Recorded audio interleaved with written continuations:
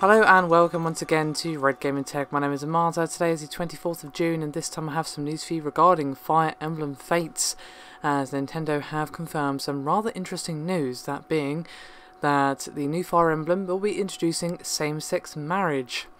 And they made a statement which said, quote, "We can confirm that Fire Emblem Fates for Nintendo 3DS, which launches in Japan on June 25th, 2015 and is coming to the US and Europe in 2016, includes the possibility for a same-sex marriage to take place between the main character created by the gamer and another character in the game." Now, if you've played any previous Fire Emblem titles, such as say Fire Emblem Awakening, you can marry characters of the opposite sex if you bonded closely through conversations, and if you reach S rank, you could have children creating new playable characters. And for Fire Emblem Fates, there'll be an A+ ranking for characters of the same sex who form a strong bond.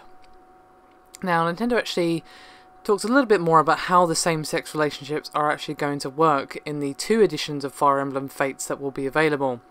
And they said, quote, "Fire Emblem Fates comes in 2 different versions called the Conquest and Birthright editions. In the US, Conquest and Birthright will both be sold separately, as is already the case in Japan. For those who have purchased either the Conquest or Birthright edition, a 3rd edition will be made available as downloadable content at a later stage. Details on how the 3 storylines will be made available in other regions will be announced at a later date. In the Conquest edition of the game, there is a male character that the game's player may have his/her male main character marry after they bond in battle.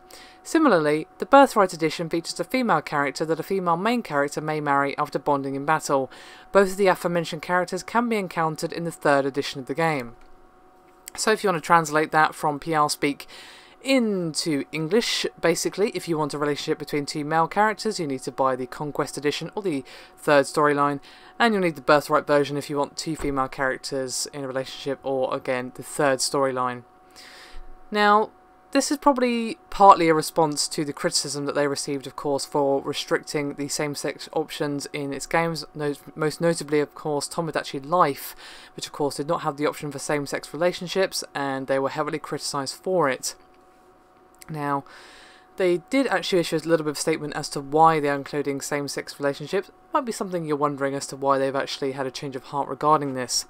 And they finished up by saying, quote, "We believe that our gameplay experiences should reflect the diversity of the communities in which we operate, and, at the same time, we will always design the game specifications of each title by considering a variety of factors, such as the game's scenario and the nature of the gameplay.